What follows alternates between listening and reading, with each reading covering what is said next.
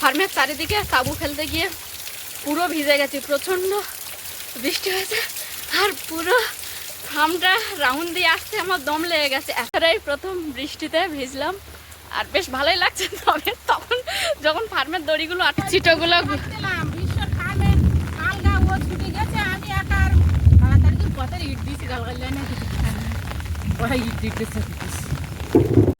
ভাই বাবা এসেই কাজে লেগে পড়েছে, কারণ এইগুলো হচ্ছে হঠাৎ মাত্র বৃষ্টি আসছে আর এখানে নামিয়ে দিয়েছে। ভাই সেই মুহূর্তে বাড়িতে ছিল না আর ভাই বস্তা ভর্তি ফার্মে কি এলো সবটাই তো আপনাদেরকে দেখালাম, তবে খুলে দেখানো সম্ভব হয়নি।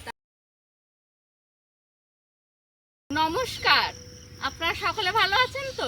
সাথী বিপ্লব ব্লগের আরও একটা সম্পূর্ণ নতুন পর্বে ভারত তথা পৃথিবীর সর্বত্র থাকা সকল দর্শক বন্ধুকে জানাই অনেক অনেক স্বাগত। তো চলুন সম্পূর্ণ একটা নতুন পর্ব শুরু করব, আর পর্বটা আপনারা সম্পূর্ণটা কোথাও স্কিপ না করে দেখতে থাকুন। আশা করব আপনাদের ভালো লাগবে। যে সকল দর্শক বন্ধু প্রথমবারের জন্য দেখছেন সাথী বিপ্লব ব্লগটি, যদি আপনাদের একটু ভালো লেগে থাকে তাহলে সাবস্ক্রাইব করার অনুরোধ রইল। লাইক কমেন্ট শেয়ার করে আমাদের সাথে জুড়ে থাকুন। চলুন তাহলে পর্বটা শুরু করি।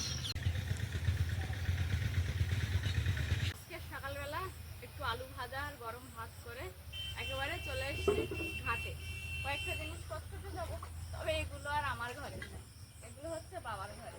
আগের দিন আমারগুলো কাটলাম, বাবা দেখে বললো তাহলে আমারগুলো একটু কাটতে হবে। আমি বললাম যখন যখন একটু রোদ বার হবে তুমি জিনিসপত্রগুলো বাইরে বার করে রাখবে, আমি সকালে রান্নাটা সেরে আমি কেটে দেবো। তো যেমন কথা তেমন কাজ, বাবাও জিনিসগুলো বাইরে রেখেছিল আর আমি রান্না সেরে সেখান থেকে নিয়ে আর এখন ঘাটে চলে এসেছি। একটু ভিজিয়ে রাখবো তারপরে কাচবো।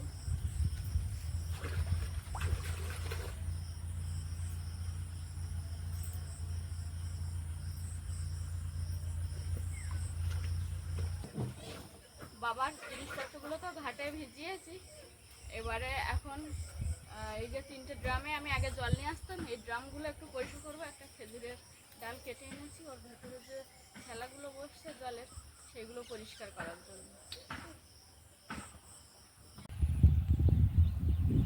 খোলা আকাশে মুক্ত ডানায় হাট্টিটি পাখিগুলো উঠছে আর ডাকছে। আর বাবা তো এবারে খাবার দিয়েছিল, আমি ভিজিয়ে বিদ্যাধরপুরে মাকে নিয়ে ডাক্তারের কাছে চলে গেছিলাম। খাবারগুলো মাছের খাবার, এবার বাবা এ তারিখে খাবার বেঁধেছিল। বাড়িতে এসেছি প্রায় 2 দিন 2.5 দিন মতো হয়ে গেছে, এখনও এপারে আসতে পারিনি। তবে এখন যাচ্ছি, আমাদের সোনালি ও এসছে, তাই আমি বললাম চল একটু ওই পুকুর পাড় থেকে ঘুরে আসি। আর ওদের এখন মর্নিং স্কুল হচ্ছে, যে কারণে ওরা সকালে এখানে আসতে পারে না।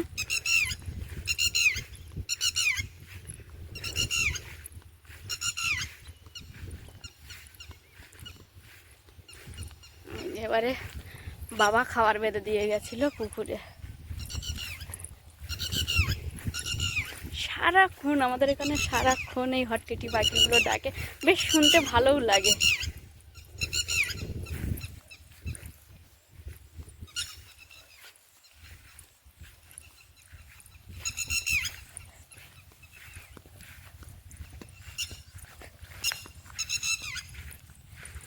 বাবা খাবার দিয়ে গেছে, 3 দিন মতো হচ্ছে, তবে এই বস্তাটায় দেখছি খুব একটা বেশি খাবার নেই। ওদিকেও দেখা যাচ্ছে ওই বস্তাটায় হয়তো একটু থাকলে থাকতে পারে।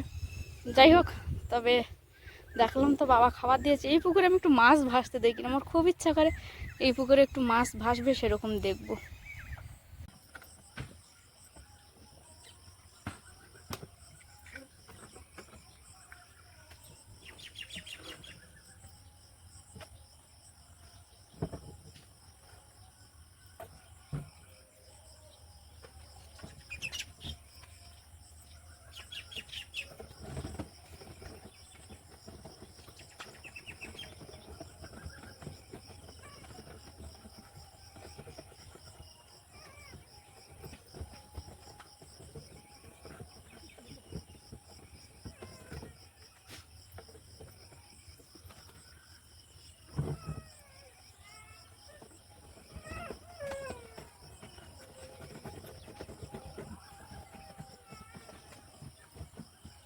যে জিনিসগুলো ভিজিয়েছিলাম সেগুলো ভালো করে কেচে ধুয়ে গামলিতে নিয়ে নিয়েছি, মেলে দেবো। আর যে 3টে ড্রাম পরিষ্কার করার জন্য ঘাটে নিয়ে গেছিলাম সেগুলো পরিষ্কার করে, আর এই যে জল ধরাতে রেখেছি ঘাটে উপর করে, জিনিসপত্রগুলো ধুয়ে কেচে আর এই যে মেলে দিয়েছি।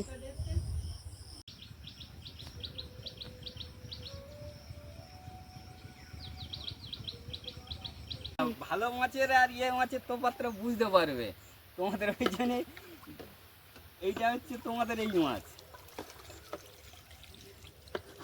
এই মাছের তফাৎটা আর এই মাছের তফাৎটা বুঝতে পারবে।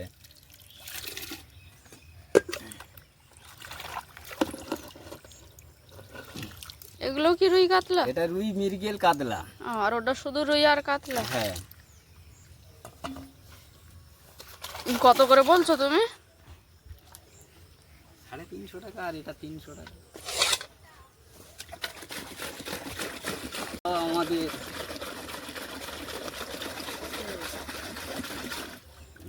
ওটা মৃগেল মাছ নেই তো? না, এটা 1 পিসও মৃগেল নেই, এটা 1 পিসও মৃগেল নেই। তো ওই কাতলা তো একটার দা। হ্যাঁ, কাতলা কম আছে। কাতলা একটু বেশি করে দাও। সামনে বড় বাড়ি একটা দেওয়ার আছে, যদি বিয়ে থাওয়ার লাগে তো আমি মাছ কোথায় পাবো? তাহলে আর এত কষ্ট করে আমার মাছ ছেড়ে দরকার কি?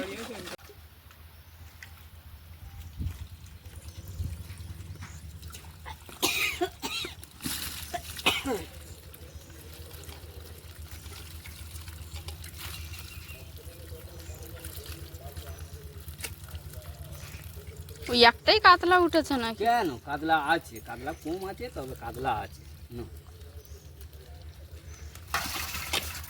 এই দুটো মাছ তুলে দাও দাদা।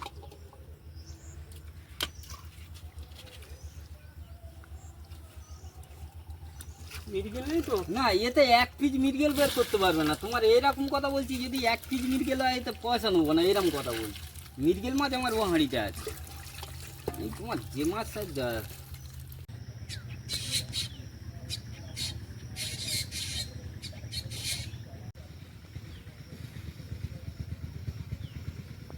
সকাল থেকে প্রচণ্ড কাজের মধ্যে ব্যস্ততা ছিলাম, তবে সেইভাবে কোনো ভিডিও ক্লিপিং নেওয়া হয়নি, নিতে পারিনি আর কি। নেওয়া হয়নি বলতে নিতে পারিনি খুব ভালো করে, তবে চেষ্টা করব যেটুকানি সারাদিনে নেওয়া যায়। সংসারের ফাঁকে ফাঁকে যেটুকানি কাজকর্ম করছি সবই তো সংসারের উপরে করি, তার উপরেও যদি ফাঁকে ফাঁকে কোনো কাজকর্ম করি সংসারের ফাঁকে থেকে সবটাই আপনাদেরকে দেখাবো। আপনার সঙ্গে থাকুন। আজকে তেলাকুচো শাক তুলে নিয়েছি, আর সঙ্গে মা বললো একটা মাছ ভাজা আছে, নোটে শাক তুলতে, নোটে শাকের ডাঁটা খাবে। আমাদের এটা লাল শাক না, আর সাদা নোটে শাকের তো আছে, তার সঙ্গে লাল নোটে যেগুলো হয় সেই লাল নোটে শাক আমাদের। এই ডাঁটাটা আমি তুলে নেবো। বাবা এই ডাঁটাগুলো ওল খেতে পড়েছিল, তাই বাবা ওদিকে দিয়ে রেখে দিয়েছিল, বলেছে এই ডাঁটাগুলো আগে খেতে। বহুদিন পরে আজকের একটু ছোট পুকুরে মাছ ভাসতে দেখা গেছে, তবে আমি যেই মাথাটা দেখালাম আর একটু কথার আওয়াজ শুনলো, অমনি মাছগুলো জলের নিচে ডুব দিয়ে দিল। পুকুরটার একটু দূরত্ব রেখে ঘাপটি মেরে বসে আছি, যদি মাছ ভাসে আমিও দেখবো আর আপনাদেরকে দেখাবো। আমি দেখেছি একবার, কিন্তু কথা বলতেই সঙ্গে সঙ্গে মাছগুলো জলের তলে ডুব দিয়ে দিয়েছিল, ওই জন্য একেবারে চুপটি করে বসে আছি একটু মাছ ভাসার আশায়।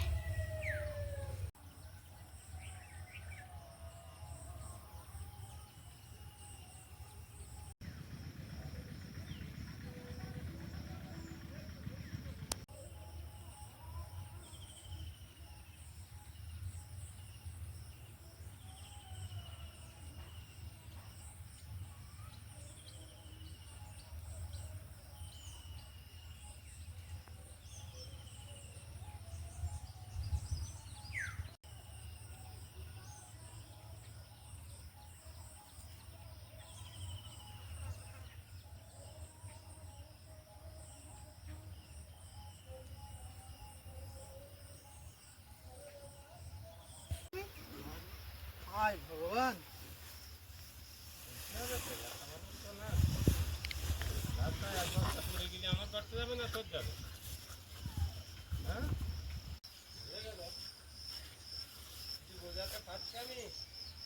এটা কোনো স্লিপের মধ্যে পড়ে? ওই প্রত্যেকটা বস্তা লেখা আছে ওর গায়ে, তো স্লিপের মধ্যে পড়ে না। অনিমেষের ফার্মের আবার ধানের ভুসি এসছে, কত কি যে লাগে আমাদের জানা নেই। পরপর মাল আসছে তখনই দেখছি। অনিমেষ বাড়িতে নেই, একটা বিশেষ কাজে বেরিয়ে গিয়েছে, অনিমেষের বন্ধু বিশ্ব এসে মালগুলো বুঝে নিচ্ছে, মেপে নিচ্ছে। খুব দায়িত্বের সঙ্গে বিশ্ব কাজটা করছে।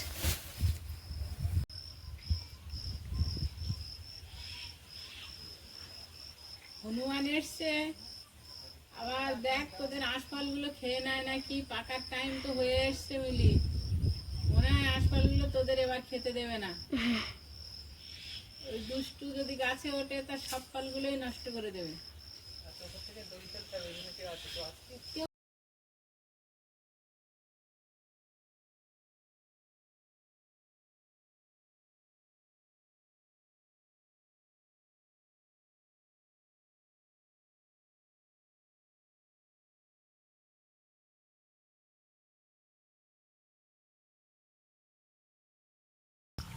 ছোট্ট একটু শেষ কাজে গেছে, আর একটা দাদা এসেছিল, ওই দাদা এসে মেপে নিচ্ছে।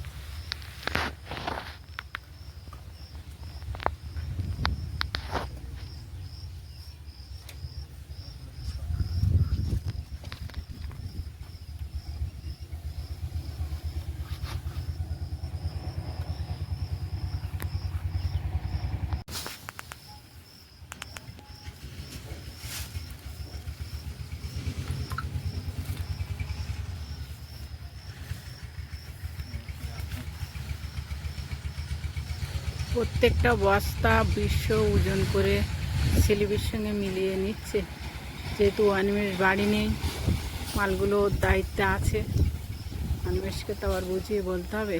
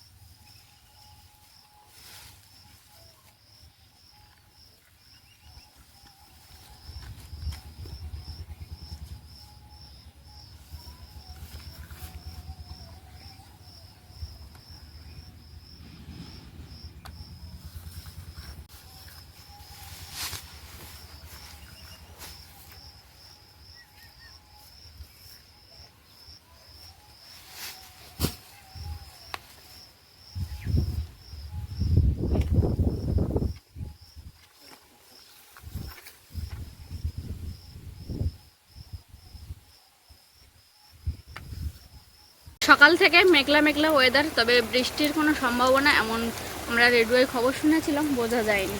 তবে এখন হঠাৎ মাত্রই ঝমঝমিয়ে বৃষ্টি এসছে, আর সেই সঙ্গে ভাইয়ের ফার্মের চিটে এসছে, মানে ধানের যে চিটে কয়েক বস্তা এসছে, সেগুলো এখন মা আর ভাইয়ের বন্ধু বিশ্ব ওরা দুজনে ওখানে গোছাচ্ছে, আর আমি এদিকে রান্না বসিয়েছি। আমি তো আবার রান্না ছেড়ে যেতেও পারছি না, এমন এক অবস্থা।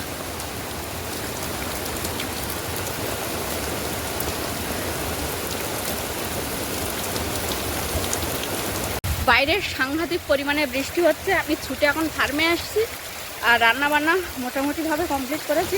তরকারিটা একটু ফুটছে, নিমো আছে দিয়ে দিয়েছি। অতিরিক্ত বৃষ্টি হচ্ছে হঠাৎ মাত্র। তবে সকাল থেকে যে মেঘলা ছিল না সেটাও বলবো না, মেঘলা আকাশ ছিল।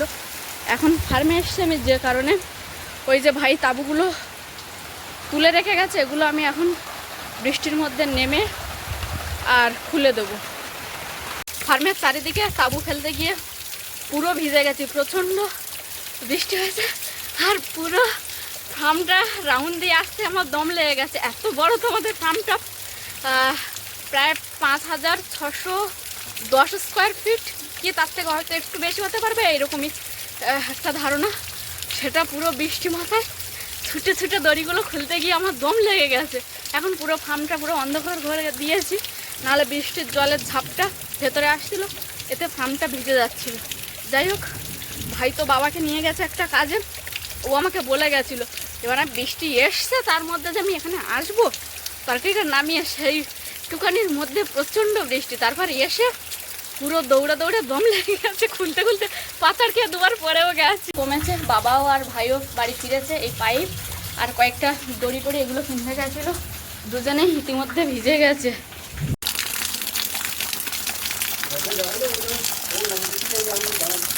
যে কয়েক বস্তা চিটো আসতো, ধানের চিটো, সেগুলোকে এইভাবে আপাতত ভাইয়ের বন্ধু বিশ্ব আর যে গাড়ি করে নিয়ে আসছিল কাকা, ওই কাকা দুজনে মিলে ঢেকে দিয়েছে। মা এই কাগজপত্রগুলো বার করে এগিয়ে দিয়েছে। আর এই যে এই চিটো, এই কিছুটা পড়ে গেছে এখানে, এই চিটো। এই প্রথম বৃষ্টিতে ভিজলাম আর বেশ ভালোই লাগছে। তবে তখন যখন ফার্মের দড়িগুলো আটকাচ্ছিলাম তখন প্রচণ্ড কষ্ট হচ্ছিল, আর স্লিপ করে করে পড়েও যাচ্ছিলাম। যাই বৃষ্টিতে ভেজার আনন্দটাই আলাদা।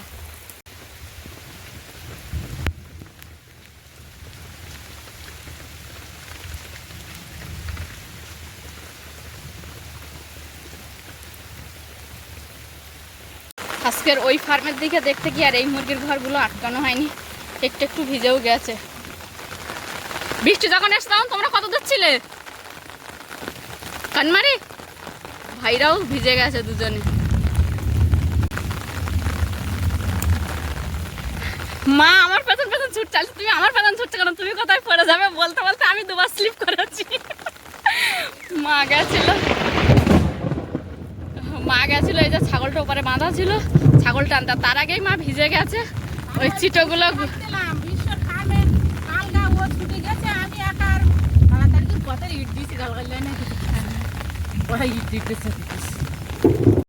ভাই বাবা এসেই কাজে লেগে পড়েছে, কারণ এইগুলো হচ্ছে হঠাৎ মাত্র বৃষ্টি আসছে আর এখানে নামিয়ে দিয়েছে। ভাই সেই মুহূর্তে বাড়িতে ছিল না, আর ভাইয়ের যে বন্ধু এই কাজগুলো করে দিচ্ছিলো ওরও ফার্মটা খোলা ছিল, যে কারণে ও যাই করে আপাতত এগুলো ঢাকা দিয়ে আর বাড়ি চলে গেছে। এখন এখানটা যদি জল জমে 2 বস্তার ভুসি প্রায় নষ্ট হয়ে যাবে, যে চিটোগুলো আনা হয়েছে। তো সেই জন্য বাবা একটা কোদাল হাতে নিয়েছে, নিয়ে আর ড্রেন কেটে দিচ্ছে যাতে জলটা বেরিয়ে যায়। ড্রেন কাটা কমপ্লিট হয়ে গেছে। বাড়ির দিকে মোটামুটি কাজকর্ম গুছিয়ে নিয়েছি। এখন ভাবলাম একটু মিলি কোমলকে গিয়ে দেখে আসি ওরা 2 ভাই বোন কী করছে।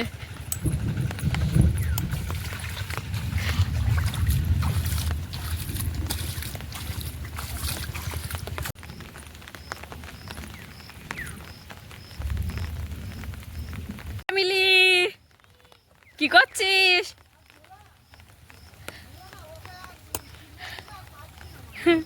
মিলি বৃষ্টি কেমন হয়েছে? মিলি মিলি বৃষ্টি কেমন হয়েছে? আমি তো ভিজাচ্ছি, তুই ভিজিস নি? পাখিটাও বৃষ্টির জলে ভিজে গেছে। মহারানীদের বাড়িতে এসেছিলাম, মহারানীরা 2 ভাই বোন কি করছে তাই দেখতে এসে দেখলাম আমি বাজার থেকে চলে এসেছি, আমি রান্নাও বসিয়ে দিয়েছে। মহারানী স্কুল থেকে আসার পর এখন যেহেতু ওদের মর্নিং স্কুল হচ্ছে, সেখান থেকে আমি ওকে স্নান করতে বলেছে। ও এতক্ষণও স্নান করেনি, আমি এই এসে ওকে ডেকে ডেকে বার করছি, তবুও সাবান না নেওয়ার ধান্দা করছিল। কিন্তু আমি সাবান যেখানে আছে সেই পর্যন্ত ওর সঙ্গে যাব। কি রে ওইটা দেখে তুই চমকে গেলি? হনুমানটা দেখে? তোদের প্রায় সময় তো এই গাছটাই থাকে বসেও, তাই না বল মিলি? যা তুই সাবান নিয়ে আয়। তাই আমি আছি, চল তোর সঙ্গে যাচ্ছি, কিচ্ছু হবে না। চল চল চল চল, ও কিছু করবে না, তুই চল। ওদের পুকুর পাড় থেকে সাবানটা নিয়েছে, তবুও খুব জোরপূর্বক।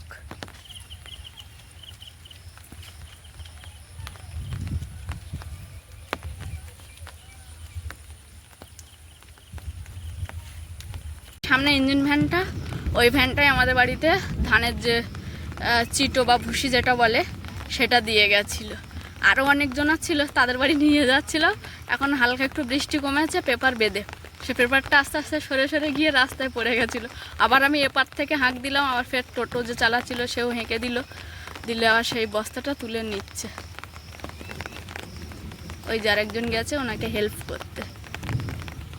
বৃষ্টিতে ভিজে যাওয়ার পরে এখন ছাতা নিয়ে রাস্তায় বেরিয়েছি, আর মহারানীকে একেবারে ধরে বেঁধে নিয়ে যাচ্ছে স্নান করার জন্য। হাতে সাবানটাও নিয়েছে, ওই সাবান দেখা দেখি আছে তো সাবানটা। বৃষ্টির পর আমাদের এই গ্রাম বাংলাকে আরও পরিষ্কার পরিচ্ছন্ন লাগে, দেখতে ভারী সুন্দর লাগে। তবে এবছর প্রথম বৃষ্টিতে ভিজলাম। একেবারেই সকাল থেকে পর্বটা শুরু করেছিলাম, আর এখন পর্বটার একেবারে অন্তিম সময় চলে এসেছি। কারণ আর এর থেকে বেশিক্ষণ থাকলে ওদিকে ঘড়ির কাঁটা চোখ রাঙিয়ে তো আমাকে জানান দিয়েছে সাথী বিপ্লব ব্লগ এবার দর্শক বন্ধু থেকে বিদায় নাও। তো আজকের বস্তা ভর্তি ফার্মে কি এলো সবটাই তো আপনাদেরকে দেখালাম, তবে খুলে দেখানো সম্ভব হয়নি। তার পরপরই এত বৃষ্টি, সেই সঙ্গে কাজের চাপও বেড়ে গেল। আমি নিজেও এবছরের প্রথম বৃষ্টিতে ভিজলাম। যাই হোক, আপাতত আজকের পর্বটা এই পর্যন্ত। দেখা হচ্ছে আগামীকাল ভারতীয় সময় বেলা 1টা। ততক্ষণের জন্য আপনারা সকলে ভালো থাকুন, সুস্থ থাকুন, নিজেদের সকলের প্রতি খেয়াল রাখুন। আমার সকল বয়োজ্যেষ্ঠদেরকে জানাই অনেক অনেক প্রণাম, সমবয়সীদেরকে জানাই ভালোবাসা, ছোটদেরকে জানাই আদর ও স্নেহ। আরও একটা কথা যেটা আমি সবসময় বলে থাকি, সাথী বিপ্লব ব্লগের সঙ্গে সদা সর্বদা জুড়ে থাকবেন। নমস্কার, আজ তাহলে আসি।